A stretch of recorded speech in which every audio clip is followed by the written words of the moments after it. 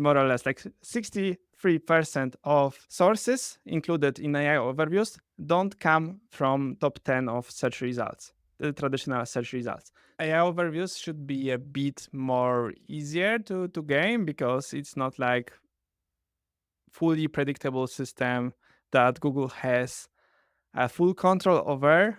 Google was showing not fully related sources for specific medical queries because they were using general newspapers as medical advice. So that's really a poor choice. So they probably never seen any discussion about the quality of these results. We are in the bubble. We see, okay, somebody was sharing information like Google was recommending to put Google on pizza. We laugh on this. Hello and welcome to this week's episode of Search with Candour. I am your host, Jack Chambers-Ward, and I'm joined this week by Tomek Rudzki. We're talking all about AI overviews and what him and the team over at Ziptie.dev have been doing to track, monitor, and analyze AI overviews in a lot of detail. I don't know if you've seen some of the headlines that have been going around Ziptie.dev, but they are doing some really interesting stuff and seem to be able to track more AI overview data than pretty much anyone else. So I thought Tomek would be the perfect person to have on the podcast to talk all about how to track, how to monitor, and we get into a little bit of how to rank in AI overviews as well. Like I said, Ziptie.dev is a fantastic and interesting tool. We are not sponsored by them or anything like that. This is me and Mark just being very interested in this topic, and that's why I asked Tomek to join us on the show.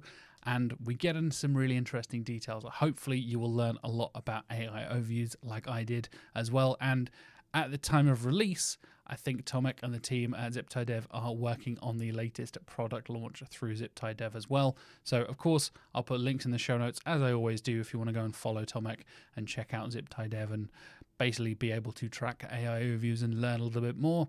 But before I get to any of that, before I get to my conversation with Tomek, here is a word from our sponsors. A huge thank you to SEO Ranking for sponsoring this week's episode of Search with Candour. SEO Ranking is the company behind the powerful and intuitive SEO platform trusted by millions of agencies, businesses, and SEO professionals since 2013. With a robust toolkit, SEO Ranking empowers SEO professionals around the world to excel at executing their strategies. Key features include the Rank Tracker, which provides accurate and up-to-date keyword rankings, as well as the competitive and keyword research tools that offer deep insights into market trends and competitor strategies. The platform's AI-powered SEO insights leverage advanced machine learning to deliver actionable recommendations, streamlining the process and letting you outrank your competition. The Backlink Checker and Monitoring tool enables you to analyze backlink profiles and monitor their status, ensuring you've got a very healthy link building strategy. SEO Ranking have launched their AI Overviews tracking feature. It's a brand new tool that allows you to track AI search engine snippet that will help you see how you stack up against your competitors in Google's AI enhanced search features. The tool supports you in identifying your rivals in the snippets, analyzing their content, and detecting new opportunities for strategic decisions. Click the link in the video description down below or in the show notes if you're listening to this episode. And a huge thank you to SEO Ranking for sponsoring us here at Search with Candour.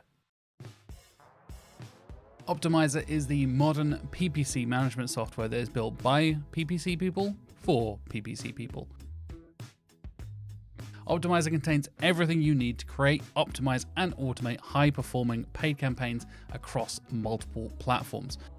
As I just mentioned, we're going across platforms, and I think this is one of the best time-saving options and features when it comes to Optimizer. If you are advertising across multiple platforms, including Google, Microsoft, Amazon, and Facebook, then you need to be using these cross-platform tools. You can create reports, you can create shareable dashboards, you can share budgets and alerts across all of these platforms. If you are individually managing each of these things, you could save yourself a lot of time by using Optimizer's cross-platform tools. For monitoring, the alerts let you know when budgets have been exhausted or KPIs have been reached or missed. And when it comes to the rule engine, this allows you to set up custom rules to automate so many time-consuming and manual tasks that are part of your paid campaigns. You can easily automate rules. Basically, if you can write your strategy or tactic down, you can automate it. It's that simple. This can be especially helpful in things like e-commerce when it comes to stopping overspending of a particular ad. This is something I know from personal experience. I have had an ad that has overspent, and if I had used Optimizer, that would have saved my budget and saved my campaign in that instance, and I wish I'd used Optimizer at the time. You can also adjust bids and choose which products or ads are showing based on things like the weather and pretty much anything else you can put into a spreadsheet. It is fully customizable and automated, so you can choose when ads start and which products are showing depending on the time of year, depending on the weather, and so many other factors. It's all automated and makes the process so much easier. To sum it up, Optimizer is the award-winning all-in-one PPC toolkit that makes managing paid search easier, faster, and less prone to error. It puts you back in the control of your campaigns by allowing you to create and deploy your own automations across multiple ad platforms. You can start your 14-day free trial by going to optimizer.com. That's optmyzr.com.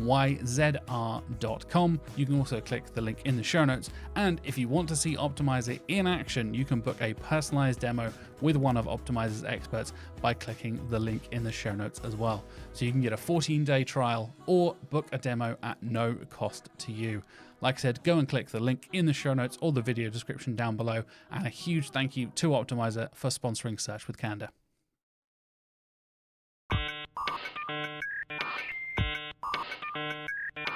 My guest for this week is an award-winning technical SEO researcher and JavaScript expert. He has spoken at conferences around the world, including Brighton SEO, SMX, and the International JavaScript Conference. He's been published in Search Engine Journal and Moz. He is the author of the SEO Playbook. He's the creator of the GSC Mastery course. He is also the R&D advisor and board member over at YMYL.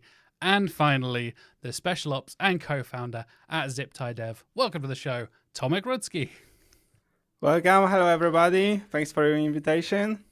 Thanks so much for coming on, man. It's a hugely appreciated. I know you're a very busy man at the moment, doing a lot of stuff, doing a lot of very cool research around AI in search and AI overviews. So I hugely appreciate you taking the time to have a chat with us. And funny enough, to give you a little bit of context, I first was introduced to you through listening and watching to Olga's SEO Slide podcast. I think you were on sometime last year, and really enjoyed your chat there, talking about a lot of tech SEO stuff and your history and all that kind of thing.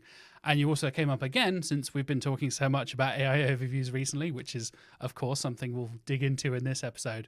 Mark and I, a couple of weeks ago, were talking when we do our kind of like news recap episodes, and we talked about how much Ziptie.dev has come into the spotlight when it comes to AI overviews and how much people are talking about the fantastic work you guys are doing with tracking AI overviews and being aware of the changes that are happening on SERPs and things like that. So I guess I want to start there with, what is Ziptie.dev if the listeners haven't heard about it already?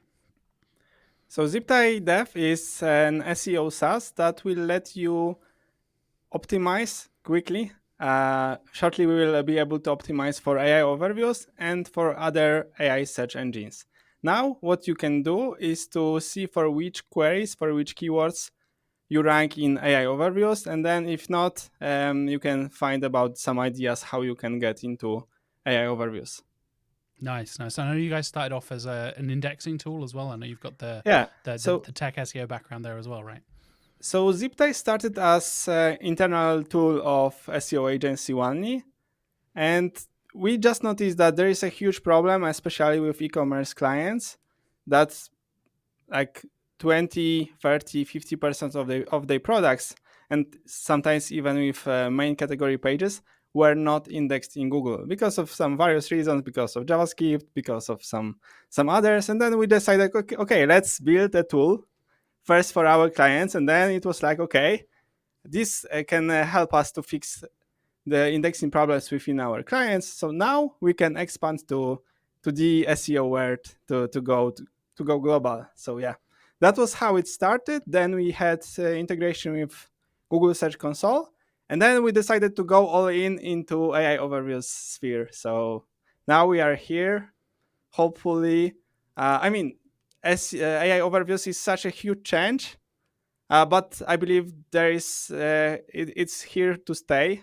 So that's why we like focus mainly on this part. So indexing now is not that of a priority for us. We just go into AI overviews now. Yeah, I think that makes a lot of sense when you're saying that AI views are here to stay, because I think it's been a big conversation a lot of us are having in SEO, where a lot of people are using AI for content creation, using AI for crawling and scraping and lots of other stuff. But the fact that, like you said, there's been such a big change when it comes to the SERPs as we know it. And for somebody like myself, who has only been in the industry for 6-7 years now, and not as long as yourself, Tomek, but even in that time, I've not really seen a big change. And I know, again, speaking to people like Mark and yourself who've been around for 10, 15, 20 years in the industry, a lot of the same kind of rules apply. The best practices, all the usual kind of stuff of, getting good links and creating good content and all that kind of stuff stay true for so long. This feels like the biggest shift in the Google SERP that we've seen in a long time to me. Maybe, and this might be getting ahead of myself here, but maybe since featured snippets, which I think was like 7, 8, 9 years ago, something like that. How do you feel about the like you said, the kind of going all in on AI reviews? You think it's here to stay? Do you think it is the future of Google and AI search as a whole, I guess? Yeah, I believe so. I think it's all started with massive ChatGPT popularity, like people starting using conversational queries. And for Google, that was, it may not be obvious, but for Google, that ChatGPT development was like for good, because they were afraid of any search engine that came into this market, and then they were like observing how people react. So so Google noticed, okay, people use ChatGPT, so we can start developing AI overviews. So they're like very bold about these AI overviews. Like they started in the US, and then they were saying, okay, like even there was like high criticism from SEO industry, from marketers, from everybody. Like we noticed lots of like very poorly written advices on Reddit and the others, like putting glue on pizza, this kind of stuff. And Google was like, okay, we don't know what is it all about. We just go into AI overviews, yeah. So that was the first shift. Then they went into UK market, and 100 others countries.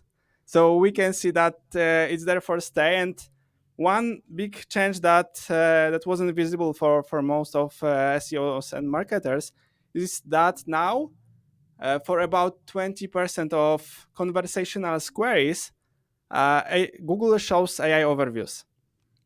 So I'm no longer stopped by old way of search, like, okay, I just put keywords like, okay, iPhone 15, or like where to buy iPhone 15. I can rephrase that question. Let's say I have like $1,500, and I was looking for a phone with good camera, high quality, like long endurance battery, and like expanding that query for let's say like 2 or 3 sentences. And now Google can fully understand this. It's not only about Gemini; it's about Google search itself. So this is a huge change, and I started tracking this, and 2 months ago, for the queries I was tracking, just 2% of conversationals.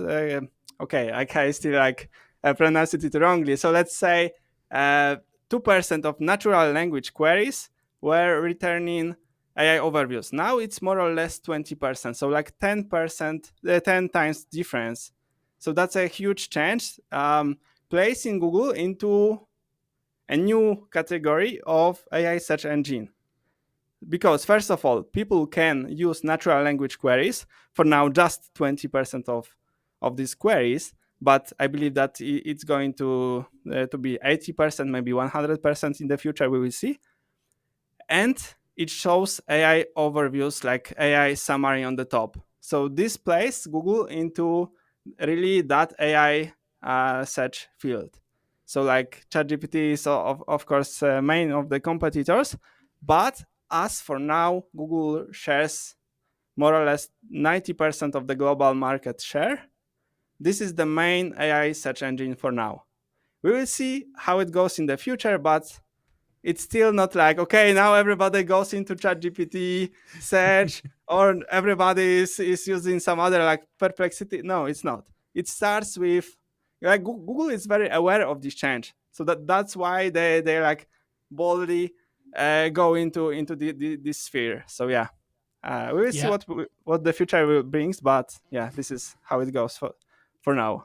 Yeah, definitely. I think you're right. The significant increase when, like you said, the 2% to 20% change that Google's seen over the last few months or so, I think has been a really interesting kind of indication of their commitment, because I think a lot of us are worrying when it was the Google I/O stuff that happened a few months ago and everything was AI. Sundar Pichai was just AI, AI, AI, AI, AI, Gemini, AI over and over and over again.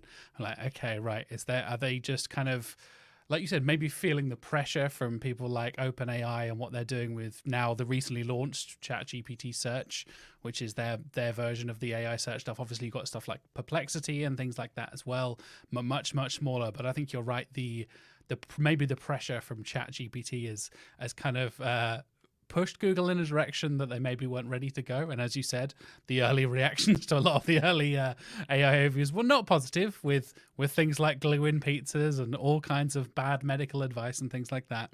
But before we get on to kind of talking about the potential risks and potential issues with AI overviews, how do we go about tracking AI overviews? Because I think it feels like a big shift for me from going from the numbers of the typical 10 blue links on the first page of Google, right, to then thinking about the actual kind of space you are taking up as your brand, as your site, whatever it is, on the SERP itself. And I know that obviously, like I said, I kind of compared it to featured snippets from earlier on.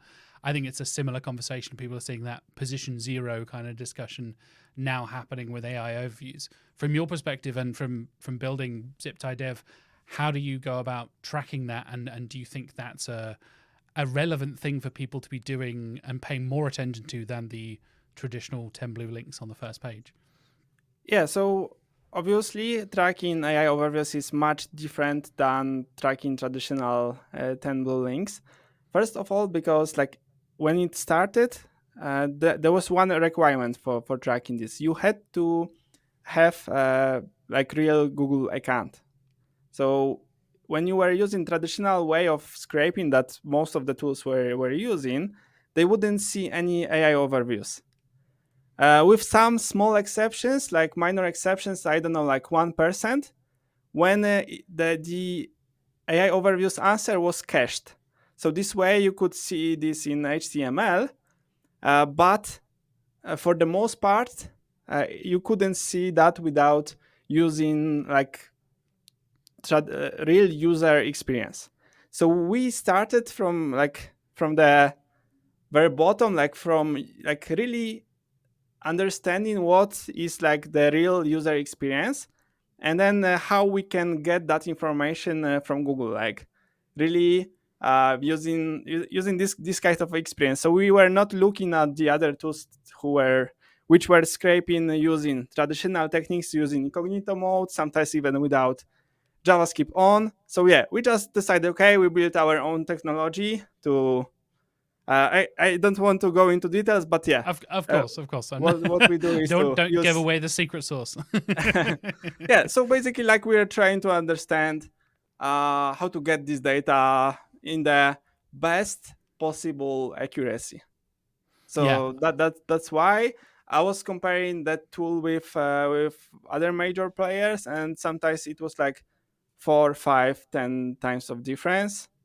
Uh, I cannot go into details without talking to my lawyer, but I mean, you will be surprised when I will show some differences from the UK market.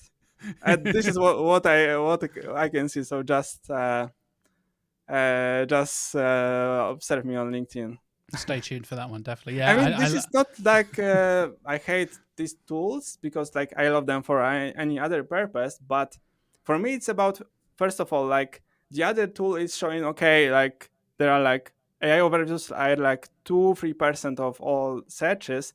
And this is, I believe this is misleading for the people. Like, okay, they see like 2-3% generates AI overviews, and they are like, okay, we don't need to care about AI overviews. No, this the share of AI overviews is much different. It's not like I'm taking like aggressive mode, because this is like my vibe since I started doing SEO. Like I remember when Google was saying like everything is fine with rendering JavaScript, and me, Bartosz Guralewicz from Wali were like, okay, no, it's not true. Like look at these delays, look about these problems with duplicate content. Look at this. So this is like the mode I use from the very beginning of my SEO journey. Like when I see something is not proper, something is not right about statistics, about some public statements, then I go into and share it to the public. Like, hey, it's not what you think. It's like completely different. So it's not like I'm just different than previously. Like I am just the same, and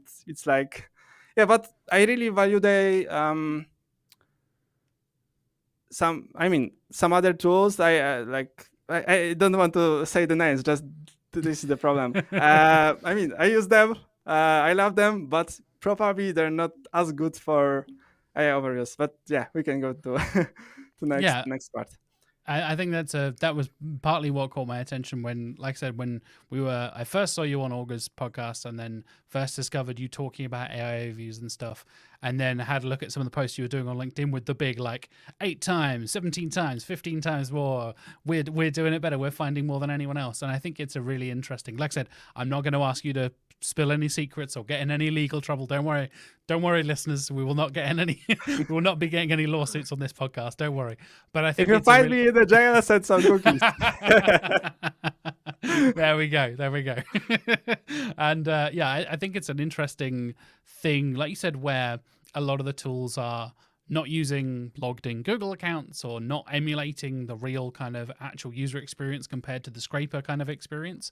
And something else you said, I know, again, I'm not going to get you into trouble or anything like that, but you being able to be agile and adapt and change so much faster as a smaller team compared to much bigger tools. And again, naming no names and all that kind of stuff. You can go and look on the Ziptie.dev blog if you want to get in trouble and find out the tools that Tomek has been talking about. But I think comparing that, you guys, what you're doing with your small team compared to big companies that have to go through, multinational headquarters and all this kind of stuff and processes and da. It allows you guys to then be able to adapt and change, because we're seeing so many changes happen so quickly with AI overviews, whether that's, the links are now at the bottom, or like citations. Now there's a sidebar with the links. Now the links are at the end of every sentence in a little like chain combo. Like everything changes. The layout is constantly being tested and adapted and stuff like that. So I really appreciate, the way you said we're able to adapt to those changes quickly. I think is more important than ever, maybe because Google is changing so much and testing so much. And I feel like a couple of weeks ago, I would look at an AI overview, and then another week later, it would be looking slightly different and a slightly different change. And like you said, if you're getting the HTML from that, you're finding those data points. If the links are in a different place, it's going to come out as a different result with different tools, right? So yeah, I think it's a credit to what you guys have been doing. And I think it's really interesting to see how reactive we need to be, how fast we need to be to keep track of all this stuff, because how quickly it's changing. Yeah, like we focus 100% on AI overviews, and it's still very difficult for us to keep up the changes. Not because like we are lazy or something, but sometimes it's like, okay, Google is testing one layout, and then we try to replicate this, and then we get in a totally different layout. So yeah, we need to have some kind of fallbacks, and I believe that's one of the explanations why our tool is a bit more accurate. But that wouldn't be the purpose of our code, because like I believe that we are more accurate. But yeah, we can talk about some other stuff about AI overviews. Like people can easily compare. It's not my job to say, okay, now use Ziptie because it's more accurate. My job is to publish it on LinkedIn or any other, and the people can see, can compare. By the way, I didn't say that they don't use JavaScript. or they don't use real Google accounts, it just say that probably they're not doing it. It's just, for like to be 100% sure Of that, course. Yeah. because like I believe that that would be extremely costly for them. And for us, like we only track the selected of keywords that people want to track. It's more cost effective. So it's like different business model that allows us to track this way, like dedicated for AI overviews. Yeah, So definitely.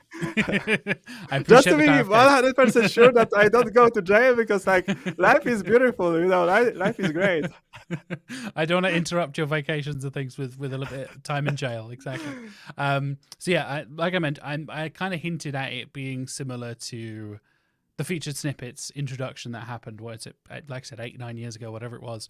Do you think that you've already said AI overviews are here to stay, right? I think that's pretty clear from what you guys are doing and what the industry is kind of appearing and what Google is kind of committing to.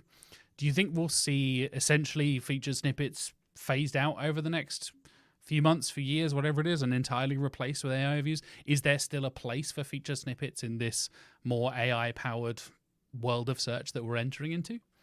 So for now, I'm 100% sure what Google is doing, like because oftentimes we see AI overviews plus feature snippets. So what Google is 100% sure what they do is to compare, how people react, which information they find more useful, feature snippet versus AI overviews. And then they say, okay, maybe for this kind of queries, feature snippet is better way.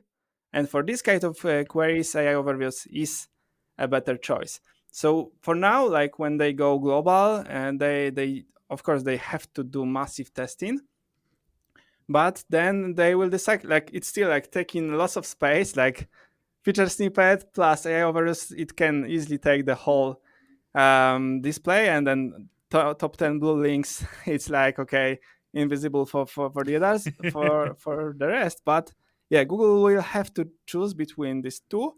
And it's very interesting that the engineer that was like leading the whole project, he was responsible for featured snippets as well. So that was Yep. the same person. Of course, like it serves very similar purpose, like giving a summary of what people want to know, with one significant difference, like feature snippet is based on one source and AI overviews are based on multiple sources. And from publisher's perspective, I believe AI overviews are much more, I would say, interesting, because like with feature snippets, it's either you get it or not. Like it's more difficult. But when you see Google is choosing like 5 sources, then the chances of getting into AI overviews are much higher, because like 5 versus 1. So so yeah, this is that makes it's more interesting. Plus yeah, like feature snippets are below AI overviews.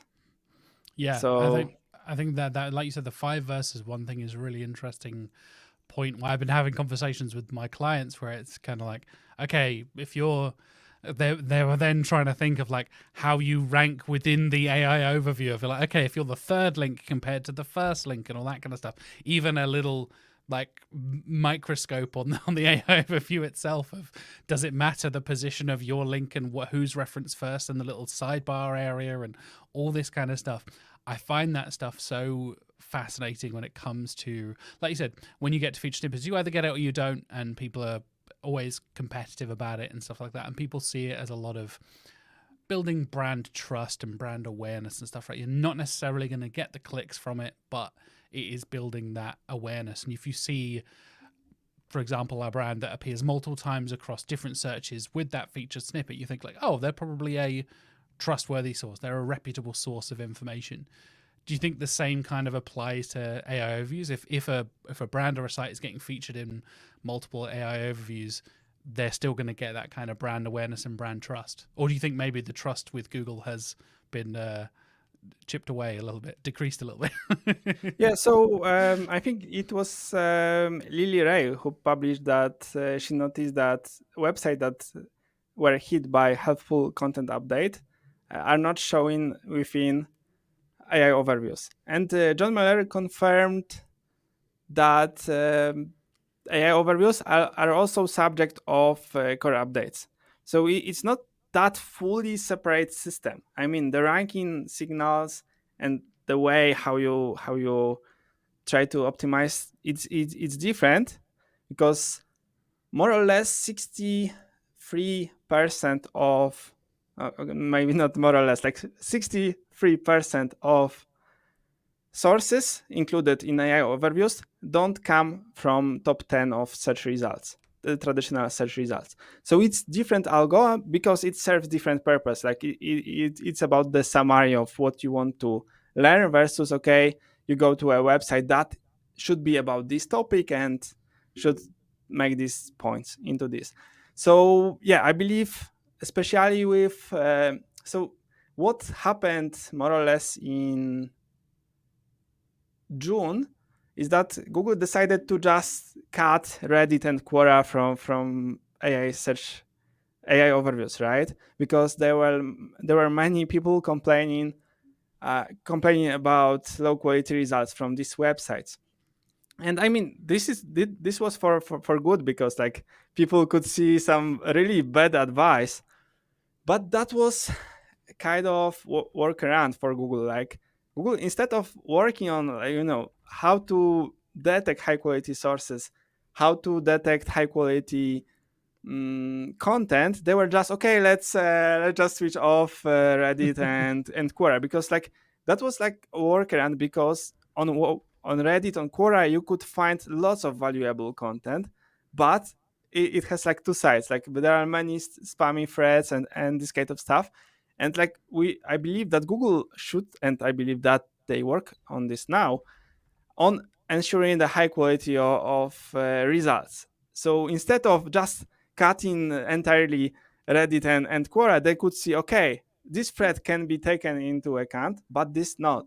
So this is something that we could expect Google from, because like let's say there will be like New York Times or any other publisher, and Google will just notice, okay, this is like very high quality source, but even that high quality source can publish low quality content on specific topics. So it shouldn't be website wide. It should be partially website, but signals should come not only from website but also from page.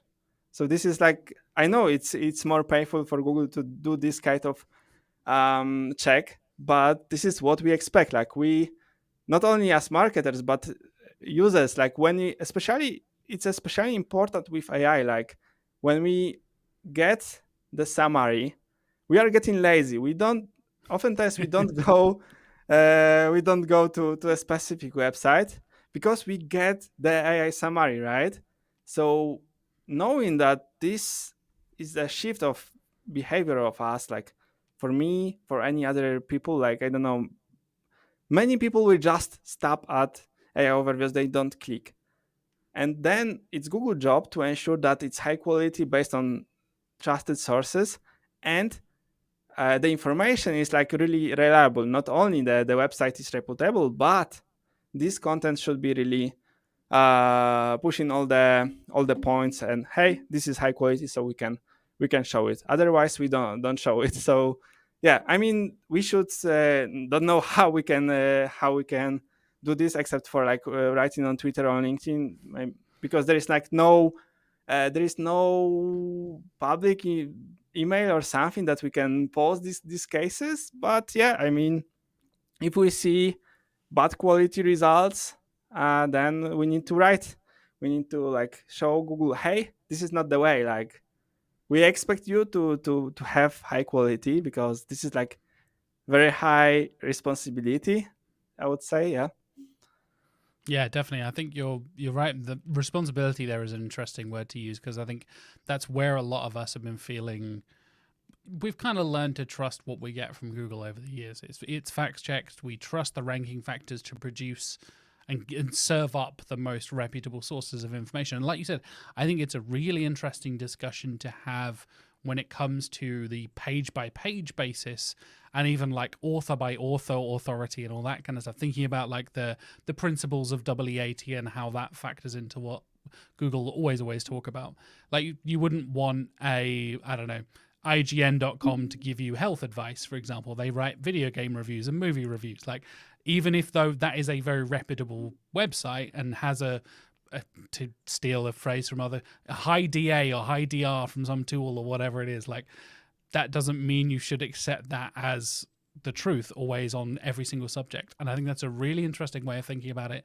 When you have these really, really broad sites, the New York Times being a perfect example, The Guardian, all these kind of big, huge news sites who have a lot of authority about what they report about, but you don't necessarily know. I guess there's kind of the editorial process behind the scenes for their things, but you don't necessarily know that author knows what they're talking about when it comes to this thing. Maybe they're the first writer in this new tech division or this new division in their editorial staff.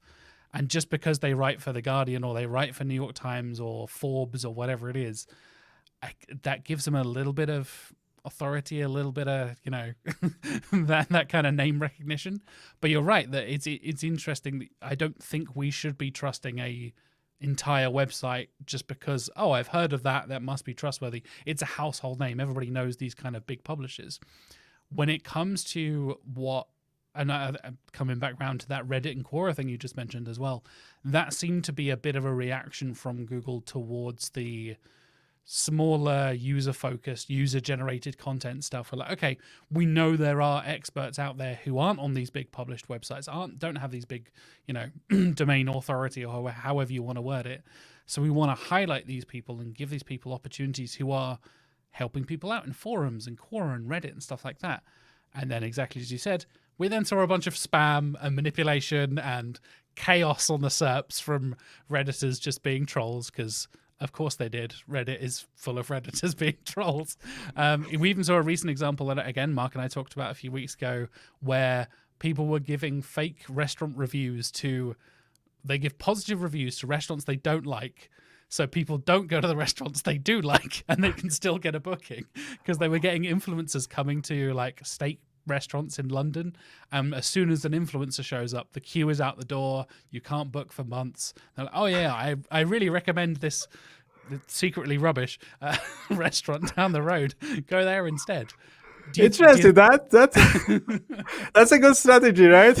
Right? Yeah. It's using the positivity to then kind of spin it, because you're not just saying this is terrible, this is terrible. It's still a positive review. And it's also just a Reddit post. It's not like 5 stars on TripAdvisor or Google or whatever. You're not leaving a fake review. You're saying, oh yeah, I'd really recommend this place, and actually it's terrible because I'm going to the good one down the road. I think that little subtle things like that, we're always going to get people trying to manipulate this stuff and trying to spam it, and even doing sneaky little things like that. How are you feeling, with your a little bit of insider knowledge of how the technology works and stuff like that? How are you feeling about that? I guess the kind of protections that Google need to do against this kind of stuff. Like you said, that kind of trying to exclude some of the Reddit and Quora stuff, I think, is a step in the right direction. Are you worried about more manipulation and spam? No, knowing the history of SEO over the last 20 years, no offense, listeners, viewers, SEOs, and everybody else, we've done a lot of dodgy stuff over the years. So yeah, knowing the history of SEO, it was always like this. Like, Google is publishing a new feature, then SEO can game the system, and then Google is trying to catch people who try to game the system. But I would say, technically, AI overviews should be a bit more easier to game, because it's not like fully predictable system that Google has full control over, because it's like LLMs work like a bit different. Like, Google still has some kind of power over this, but not like full power without machine learning. I still remember when they were introducing RankBrain, which was, they classified this as the one of the third biggest ranking signals, and they knew that it's huge, But the problem with that rank brain is that they didn't want to introduce rank brain because they were afraid that they cannot have the full control. And then the engineer that was responsible for rank brain, um, he needed to write. I mean, not only him but his team. He needed to write some code that will allow them to diagnose how it ranks the results. But as far as I know, it was only for diagnosing, but not like changing how it works. So you could see why RankBrain ranks in a specific way, but you don't have any influence on this. And I believe, like, maybe something that was behind the scenes, but I believe that something can happen with LLMs, large language models. Like they can understand why they choose specific sources, but with all this training of LLMs and this kind of stuff, it will be very difficult to change the way it works. So once people get used to how it ranks, it will be like the momentum for Google to change the rules of the game. It will be much at much slower pace. But I believe it's acceptable for Google because like with all classic ranking factors, there were like I don't know how many SEOs, but all like most of them wanted to game the system. Like in white hat, black hat, whatever hat, they were trying to game with AI overviews. People will still be divided into two parts. First, that's still optimized for classic blue links, and then early adopters who go into optimizing for AI overviews. So for Google, it's like it's still the share. It's still okay. Then they accept this, and then in the meanwhile they can work on how they can put more control on the system. So like they can put more control over time, but especially in a very early stage, that couldn't be that's that much difficult to game the system. I mean, Yeah. I say it as an SEO because like there is always even Mark recently, I believe that he had some access to internal ranking systems of Google. Like he didn't exploit that. He just reported it to Google. That was good, but like people can get into ranking systems by observing trends. Yeah, and the same happens with AI overviews. So yeah. People are gonna game it. I totally agree. It's like Yeah, not sure, but it's like a poker game, not like a game of chess. Like we can start with chess and make our move, but then the game quickly move into poker. interesting. I like that's the psychology of it, right?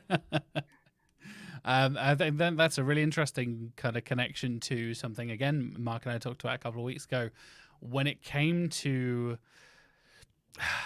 the YMYL side of things, to just put it out there. And I know you've published a blog post about this, Tomek, talking about how AI views are prevalent in certain spaces when it comes to YMYL and how they affect the matter of your money or your life queries and things like that. I think Mark came down fairly strongly that was like, they should probably turn off AI overviews for a lot of this stuff until they can guarantee they can get it right. Because I think from, like you said, from our perspective as SEOs, our relationship with Google is always kind of that back and forth. And sometimes it's positive, sometimes it's negative, and we're kind of battling against them sometimes and going with them other times. And I think it's a dangerous game to play for Google to get this kind of stuff wrong after they have kind of really drilled it into us as SEOs to say, you need to get this stuff right. You need to prove you are trustworthy. You need to prove you're an authority before we even think about ranking you for health-related queries or finance-related queries or anything like that. And we highlighted a study done by Thomas from the College Investor. He was talking about how much of that kind of what was it? It was 43% of the finance-related queries that Robert found were inaccurate, and then I think it was like 13% were just out and out completely wrong. How are you feeling? I know, like I said, you've done your own studies and stuff as well, like looking into things like specific heart attack symptoms and cancer and these big life changing important topics that you feel like you should definitely get the right information on. How are you feeling at the moment about how Google is reacting to the YMYL side of stuff with AI overviews and how accurate those AI overviews are? Yeah, so as you mentioned in my article, I showed that Google AI overviews are very prevalent in terms of your money, your life keywords, and yeah, I believe that Google should really take care about these keywords, like really ensuring the high quality results. And like I didn't look into like specific like accuracy in like very detailed mode because like it requires me to have deep knowledge on specific topic. Of course I can use some other llms, but it's like a longer project that maybe one day I will do. What I wanted to show first is that Google was showing first not fully related sources for specific medical related queries, because they were using some general newspapers as medical advice. So that's really a poor choice. And then I noticed one of the problems was that Google was using quite old information, and this is subject to change. Plus, a couple of years ago, sorry, a couple of months ago, uh, there was lots of tweets about, oh, hey, this Google is talking about this medical stuff, and then it's not very accurate. Google is talking about finance stuff, and like it's again not fully accurate. So I believe Google should really care about the quality of their results, as I mentioned, because many people just stop here. But it should be especially important in terms of your money, your life. So this is our expectation. What will Google do? We don't know, but yeah, I can spread the word in my LinkedIn. We can talk about this in podcasts. So like we do our part, and then you know people will decide. Okay, if we want to push Google more, like, and then Google will be forced, or people will just accept what Google shows. I don't know what future brings, but yeah, I would really love Google to put more attention into this. I believe that they already do. I mean, they have the systems, but it can be, not that cost effective because it's double checking this model, and then it's it may not be like only about like cost effective, but it's the full process that takes the answer deliver like in much longer. Like first they get information from LLM, and then without showing the people, they start to check. Okay, we need to double check, we need to do quick fact checking, and then if the answer is not proper, the answer is not correct, they need to do another round. It's like the whole process takes longer, and for them giving the results quickly is one of the priorities. So first factor is to like cost effectiveness, and second is time effectiveness.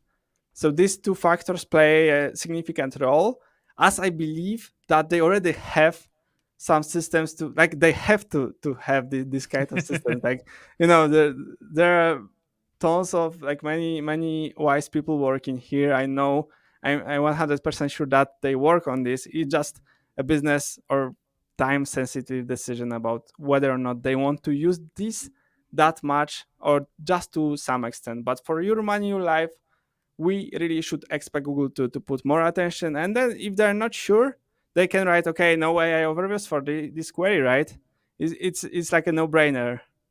So Yeah, I think there were some great examples you gave with like Business Insider being referenced for medical queries, right? Which seems so weird to me. Exactly as we were saying earlier, with like you don't just trust a broad publishing particular site with a very specific query that you want to know is very accurate.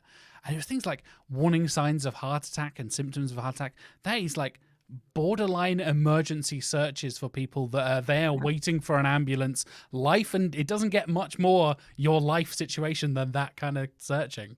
And it feels like it should get it pretty accurate. I know the reference I always make, I feel like I make it every few weeks on this show, is when the title apocalypse happened a couple of years ago, and Google had taken the featured snippet and it had cut off the do not part of a sentence for how to stop somebody from choking. So it read, stick your fingers down their throat. And I was like, the whole sentence is, do not stick your fingers down their throat. It's like, okay, you're going to kill people with this, Google. This is pretty serious stuff. And I think you used an example of like heart attack symptoms being something that someone would be searching either for themselves or, somebody around them, their colleagues, their loved ones, whatever it is. That's a pretty serious situation you're going to find yourself in.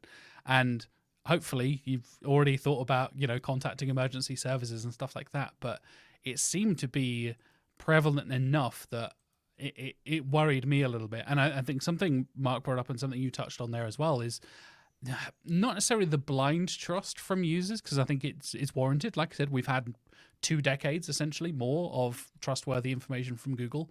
But the fact that it says AI to a lot of people says, wow, that's artificial intelligence. That must know what it's doing. The robots are smarter than humans, therefore it knows the best answer. And to a lot of people who aren't experienced with that technology, which is 99.9% of the people using the bloody platform, they're just going to kind of trust it even more than they would trust, necessarily for want of a better phrase, a human written article that appears on the SERPs. Do you think that's fair to say, that I think a lot of users are going to be trusting these AI overviews maybe a bit too much? Or do you think there's been enough conversation where kind of people are now aware of the inaccuracies sometimes? Or maybe I'm in a little echo chamber, a little SEO bubble where I'm thinking about it too much and the people on the street don't care. Yeah, I think that it may be about SEO and marketer bubble, because for us, this was something that we discussed like within all the circles, conferences, all this stuff. Like, hey, this is a new thing, and then we need to discuss about the quality of the results. But some random people, like by random I mean people not interested in that technology, they don't care how it is, if it shows them the information they need. So they probably never seen any discussion about the quality of these results. We are in the bubble. We see, okay, somebody was sharing information like Google was recommending to put glue on pizza. We laugh on this. We see a lot of hallucination within ChatGPT and the others AI search engines, LLMs.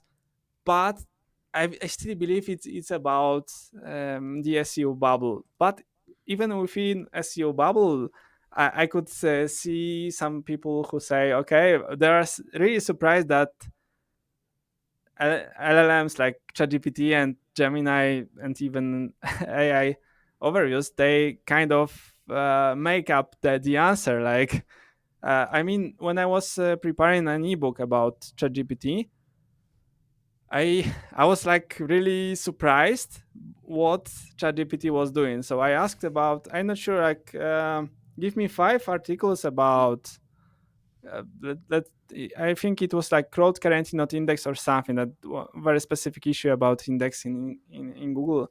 And then all these sources that ChatGPT gave was really made up. Then I asked about quotes about life, whatever. I just don't remember the topic. And like 4 out of 5 quotes were just made of either quotes or the author of.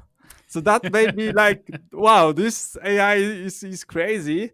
I mean, I decided, even with this, I decided, okay, I know what the limitations of LLMs are, and I know the way I can use it to ensure that the high quality results.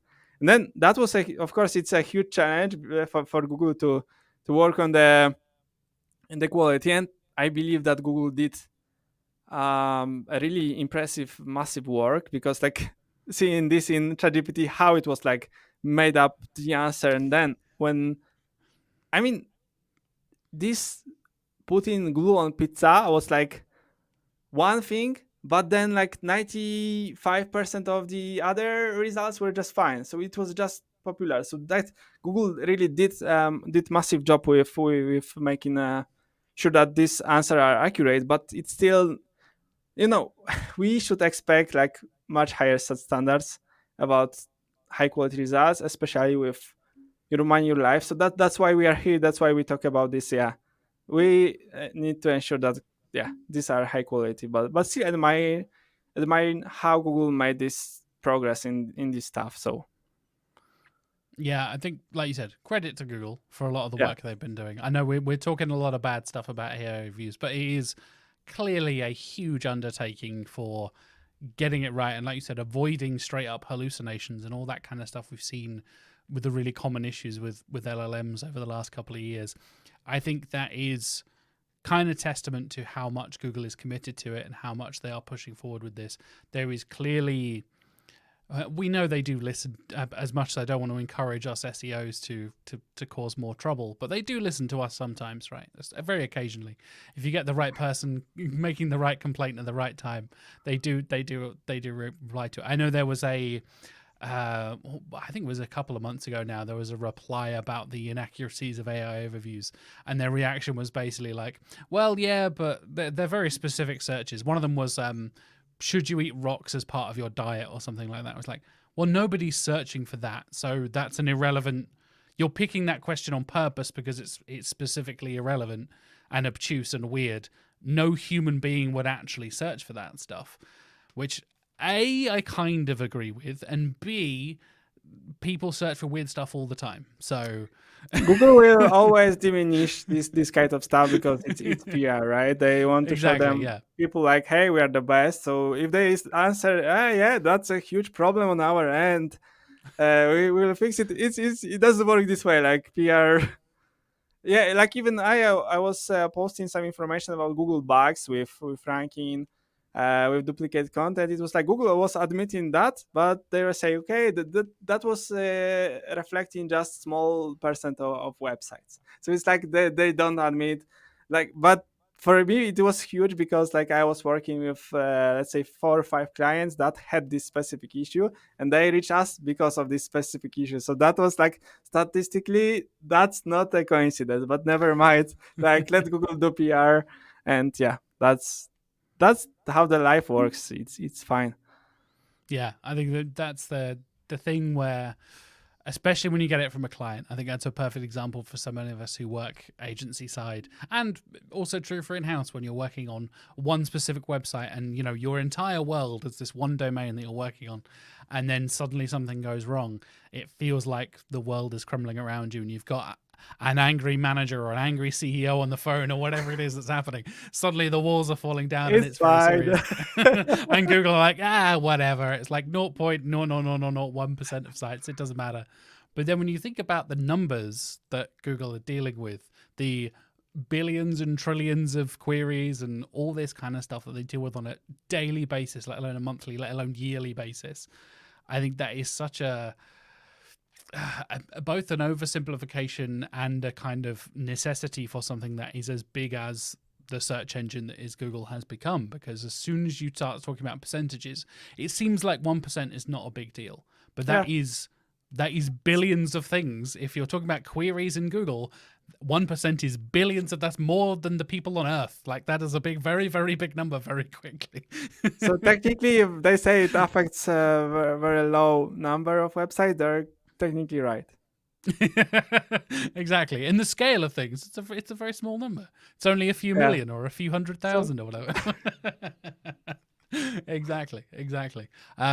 So I kind of want to talk about and kind of finish this off with thinking about how, for want of a better phrase, ranking in AI reviews. I know I kind of joked about that earlier with my client asking me about it, compared to the 10 blue links. And like you said, there's a pretty significant scope and now seemingly a new opportunity, right, outside of you being in that 10 blue links to actually be featured on the AI overview side of things. So you don't necessarily have to be in the top 5 results to get featured, because it was pretty common with feature snippets. There was a pretty significant crossover, a much higher crossover percentage with feature snippets and the higher ranking sites compared to AI overviews. from your research, from your data, what would you say are the kind of things you're seeing? Are there any sort of like commonalities between the sites that are consistently appearing in AI overviews? And is there anything the listeners, the viewers can be doing to kind of think about optimizing for that in the future? And is that different from how we've been doing it over the last 10 years or so? Yeah, so I would say I'm trying to be conservative about sharing some ideas because this is the module that we want to introduce in Ziptie. But yeah, I mean there is kind of saying that instead of giving people fish, you can give them a fishing rod, right? There is such a saying in English, I guess. Yeah, absolutely. Yeah. Yeah, Teach a man to fish, and he'll. If you give a man a yeah, fish, he'll eat for a day. Teach a man to fish, and he'll eat for a lifetime, I think is the phrase we use here.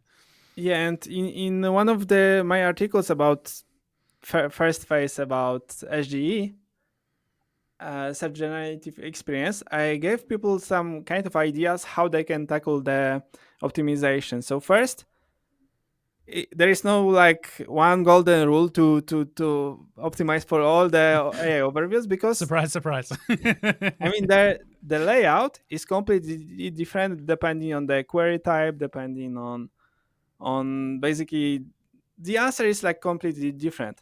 So what I was recommending doing was to really see the AI overview and then looking at the aspects Google is looking for. So let's say there is somebody is typing iPhone 15 or who is Kim Kardashian dating. Then you can see, okay, first Google is looking for pros and cons about AI of iPhone 15, right? So first, that's the first information that you have. You cannot praise iPhone 15 because like Google will not take care of this.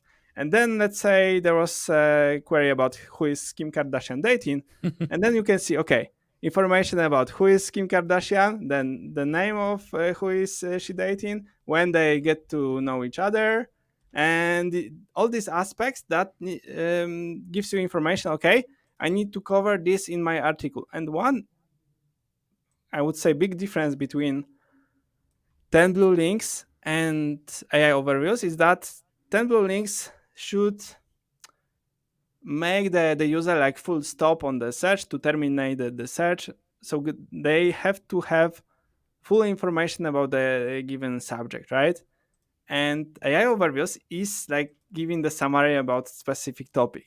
So this is the source of differences. So I would say even if the ranking signals are potentially the same, like I don't say they're the same, but assuming that they would be the same, it's still your website still would rank differently because the goal is different. You judge the specific fragment, not the whole page. So this is all about preparing content that fits the best to that answer. So like as I mentioned, I try to give the fishing rod, but still not like giving like a full idea on how to optimize. Giving the I mean, secrets away. we already have the workflow internally to focus on AI overviews like I would say with good success, and then we are into making this into our tool Ziptie.dev. It just takes time, and yeah, I would say before we publish this, I cannot I cannot share that much. I was just showing the basic stuff that you could see and analyze how to get into, because this would be the best approach instead of like looking at some articles. Okay, now I need to use this and this. No, like look at the AI overviews and try to understand why Google chose this specific source and why Google chose this specific fragment, because like oftentimes it's I believe what people miss is that they think, okay, the article itself is great, but it's in their eyes. Like when you, even if you create some basic content judge module in ChatGPT, whatever, and then you ask, okay, give me information about objectivity, give me information what's missing in this article. Like most of the articles online will get many information like, hey, but you missed this topic, you missed this topic. So it's about covering information that should be valuable for the user, but are not available in the traditional top 10 links. I mean, that's also a good push for people to create better content. So it's not only about gaming system, it's about partially creating better content by seeing what AI overviews are looking for. So it's interesting game to play. Yeah, and we will see what the future brings. Yeah, I think that's like I said, I don't want to spill any secrets or get you in trouble or anything like that. Or so stay tuned for that, folks. Keep up to date and keep following Tomek and Ziptie.dev. I think it's I've heard a lot of different people say like, oh, basically do the same thing, and if you're making good content, it's going to be good content. The typical thing that we've Create heard. also website and you're fine. Exactly, yeah. Just make good content is the catchphrase we've heard so many times over the last few years. I think that's Content is queen. Content is king. Exactly. I love your idea. It weirdly enough feels a bit old school and a bit old fashioned. Just like actually look at the SERP and analyze the thing with your eyes and your brain. It feels like a very old fashioned way of thinking about it. And like I said, you can use tools like Ziptie, but just going in and actually looking at the SERP, I feel like it's something a lot of us SEOs forget to do, and actually look and break down like, why is that being featured in the AI overview? What is it about that fragment and about that thing that is being pulled from that article? So many of us rely on those tools too much to then be like, oh, I forget to actually look at why and make the connections, right? Yeah, but even this advice, like trying to understand what Google is ranking, it can be easily applied to top 10 search results, because like you need to understand the intent. So if you create content about, let's say, World Cup 2002, you still wouldn't rank for new editions, because like Google is looking for new information, not historic things. And yeah, this way you can understand what's the intent behind these queries. And like Google is quite good with catching the intent, so you just follow what Google is showing already in SERP, and then you optimize for this. So you just described the basics of SEO there, Tomek. Exactly. just do SEO and you will be fine. Just do SEO and you'll content. be fine. Just make good content and do SEO. Problem solved. End of story. You'll be a millionaire by the end of the year. Well, that about wraps us up for this week. Thank you so much for joining me, Tomek. It's been a real pleasure to pick your brains, get into the technical side of things, discuss AI overviews in a lot of detail, and even tease some top secret things you can't be talking about yet. But like I said, where can people follow you? Where's the best place to follow you? You mentioned LinkedIn. I assume that's one of the good places to follow you, and keep up with what you're doing at Ziptie.dev, YMYL, and all that good stuff. Thank you for the invitation, and yeah, I hope so. We will learn how to stay on the top of changes. I mean, we as the entire industry, and we'll be able to help our clients to get to the top. So yeah, I wish it for myself and for all the people who watch this. Hey, thank you so much. That's a nice message to end on, man. I appreciate that. The positivity at the end there.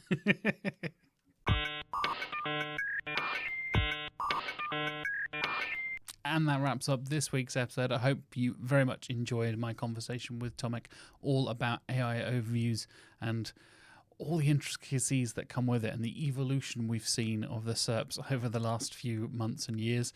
I will be back in the coming weeks with the amazing Will Slater, talking all about storytelling in copywriting and how reading, understanding, and basically experiencing stories can help you become a better writer for your content, for your ad copy, and all that kind of stuff.